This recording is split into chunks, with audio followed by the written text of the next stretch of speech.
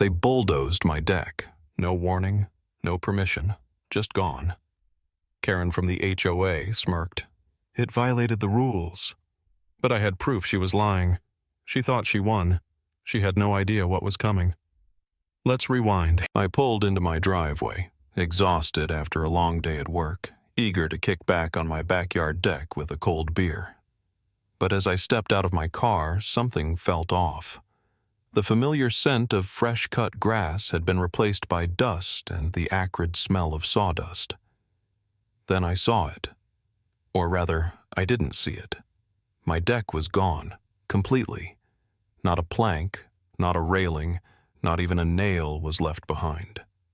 Where my beautiful wooden deck once stood, a space where I grilled burgers on weekends, watched the sunset with a drink, and spent countless hours unwinding, there was now only dirt, shattered wood, and deep tire tracks from heavy machinery. My fence was dented, and a section of my lawn had been completely destroyed by what looked like a bulldozer. Who the hell did this? My heart pounded as I stormed toward my back door, only to spot a bright orange notice fluttering in the wind, taped to the glass. HOA Notice of Compliance Action. I ripped the paper off the door and read, Your unauthorized deck was deemed non-compliant with community aesthetic standards. As per HOA regulations, unapproved structures are subject to removal at the homeowner's expense. Unauthorized? Unapproved? I had lived here for 5 years. The deck had been approved by the HOA board 2 years ago. I had permits, receipts, and official approval documents. But now it was gone. No warnings, no emails, no letters. Just total destruction. I clenched my jaw so hard my teeth ached. And then, like the final nail in the coffin, my neighbor Mrs. Garcia peeked over the fence. Her eyes were wide with worry. "Oh, honey," she whispered. "They tore it down this morning. Karen was there. She was smirking the whole time." Karen Patterson, the HOA president. Of course, this wasn't about compliance. This was personal. I took a deep breath, trying to stop my hands from shaking. They thought they could bulldoze my property and get away with it? They were about to regret ever messing with me. I woke up the next morning with a mission. They thought they could bulldoze my deck and get away with it?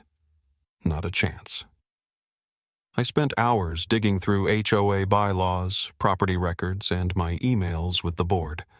The deeper I went, the angrier I got. My deck was 100% legal. I'd gotten written approval from the HOA 2 years ago. I had the permits, the signatures, the board's stamp of approval. And according to their own bylaws, any modification or removal of a structure required at least 3 formal violation notices, a chance for the homeowner to appeal, a majority board vote. Karen had ignored all of it. This wasn't an accident. It was a power move. Confronting the queen of HOA, I stormed into the HOA office, my folder of evidence tucked under my arm. The office smelled like cheap coffee and stale air, and behind the desk, looking as smug as ever, was Karen Patterson. Karen, mid-50s, over-processed blonde hair, a permanent scowl, and a wardrobe that screamed, "I think I'm better than you." She was sipping from a tacky HOA boss lady mug, like she hadn't just illegally destroyed my property. I dropped the folder onto her desk with a loud thud. "You destroyed my deck illegally?" Karen barely looked up. She didn't even flinch. "Your deck was non-compliant," she said flatly, flipping through some paperwork like I wasn't standing right in front of her. "We had every right to remove it." I laughed, actually laughed. "Non-compliant? It was approved by the board. I have the documents. You had no right." I yanked out my copies of the HOA approval, signed and dated, and shoved them toward her. "Explain this." Karen took another slow sip of coffee.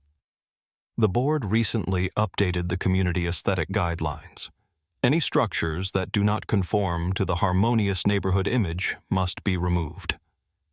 I narrowed my eyes. And when exactly was that rule passed? Her lips twitched in a smirk. 3 weeks ago. 3 weeks ago. My deck had stood for 2 years without issue. They changed the rules specifically to justify tearing it down. Funny, I said, my voice dangerously calm. I don't remember getting any notice about that. Karen shrugged. We're not obligated to notify every homeowner personally. The new rules were voted on at last month's board meeting, which I wasn't informed about. It was posted in the HOA newsletter, she said, waving a manicured hand. I clenched my jaw. Nobody reads those useless newsletters. So, let me get this straight, I said, leaning forward. You changed the rules without properly notifying homeowners, used that as an excuse to destroy my property, and now you're acting like this is completely fine? Karen gave me a condescending smile.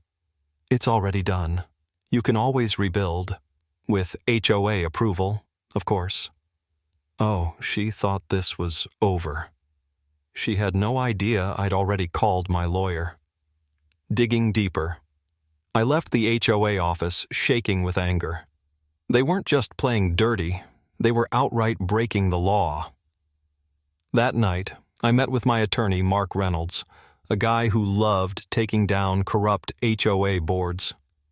Mark was in his late 40s, sharp as a razor, and had handled dozens of HOA lawsuits. I laid out all my evidence, the approval documents, the lack of violation notices, the illegal demolition. He whistled. Wow, they really screwed up. I exhaled. Tell me I have a case. Mark grinned. Oh, you don't just have a case, you have a slam-dunk lawsuit. We're talking property destruction, illegal enforcement of rules, and financial damages. Good, I said, because I want them to pay. Mark's grin widened. Then let's go for the throat. And then he dug even deeper. What we found was worse than I imagined. Karen wasn't just targeting me. She had a pattern. Mark discovered multiple homeowners who had mysteriously lost fences, patios, even entire sheds, all because of sudden rule changes that they weren't notified about.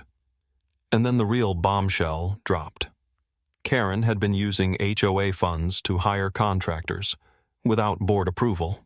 She was personally overseeing demolitions, signing contracts, and funneling HOA money into private accounts. I sat back, stunned.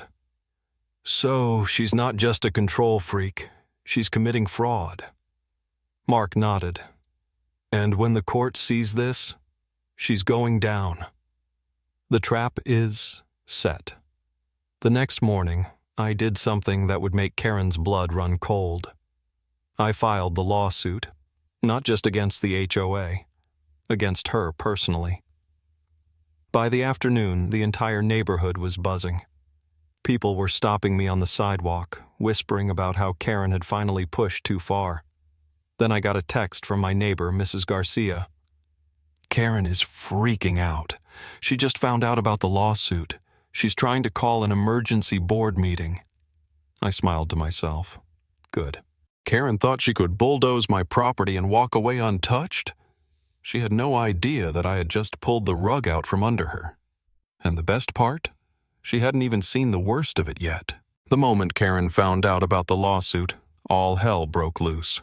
She called an emergency HOA meeting that night, probably thinking she could rally support and crush me before this ever saw a courtroom. She had no idea I was 2 steps ahead. The HOA meeting meltdown. I walked into the community center like I owned the place. The room was packed, homeowners whispering, exchanging uneasy glances. They knew something big was happening. At the front of the room, Karen stood at the podium, her usual air of superiority cracking. Her over-processed blonde hair was frizzed from stress, and her lips were pursed so tight they could snap. The moment she saw me, her nostrils flared. "This meeting is for board members only," she snapped. I smiled. Funny, that's not what the bylaws say. Murmurs rippled through the crowd. Homeowners started flipping through their copies of the HOA guidelines. Karen had run this place like a dictatorship for so long, she forgot the rules applied to her, too. Before she could respond, my lawyer, Mark, walked in. You could hear a pin drop. Mark strode right up to the front, slapped a thick folder of legal documents onto the table and said, "Karen, you and the HOA are being sued for illegal property destruction, fraud, and misuse of funds." The room erupted.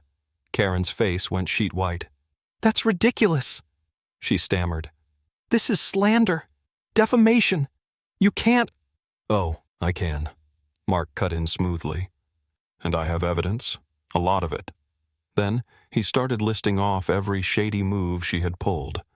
Falsified HOA violation notices, illegally hired contractors, destroyed private property without due process, unauthorized use of HOA funds. As he spoke, I watched the board members' faces shift from annoyance to panic. Karen had gone rogue, and they knew they'd be dragged down with her. The HOA board turns on Karen. The board members, who had worshipped Karen like she was some kind of queen, suddenly wanted nothing to do with her. "This is absurd," one of them muttered. "We never approved any of this." Another member, an older man named Frank, folded his arms. "Karen, did you really use HOA money for this?" Karen's eyes darted around, looking for an escape. I was acting in the best interest of the community." "You bulldozed someone's deck without warning," Frank shot back. "That's not best interest. That's abuse of power."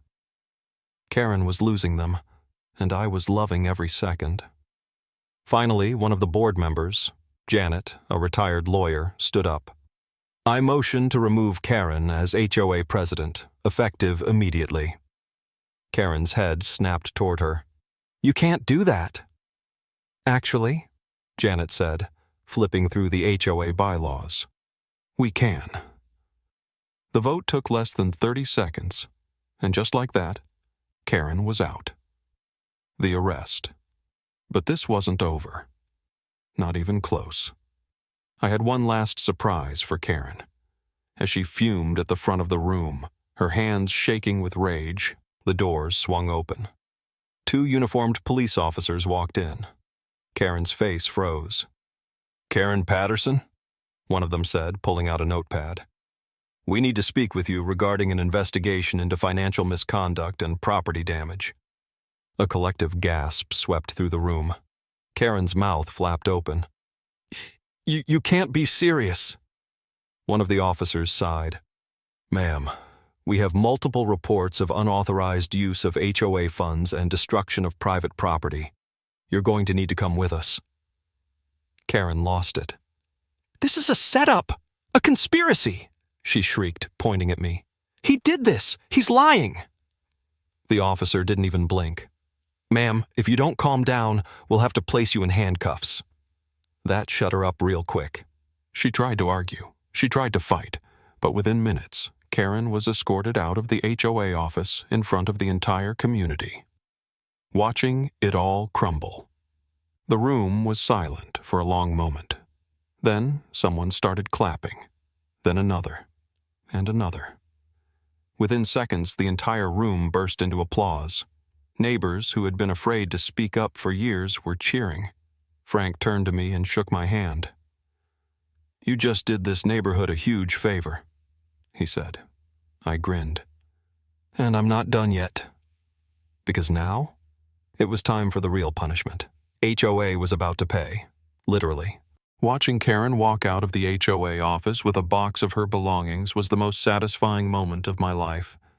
But I wasn't done. The new HOA board, scrambling to clean up Karen's mess, did everything in their power to avoid another lawsuit. They not only paid for my damages, but they also funded the complete reconstruction of my deck. Bigger, better, and more expensive than before. And the best part? They were forced to rewrite HOA policies, limiting their power over homeowners' private property. As for Karen, she sold her house and left the neighborhood in disgrace. And me? I sat on my brand new deck, beer in hand, enjoying the sunset. Justice had been served.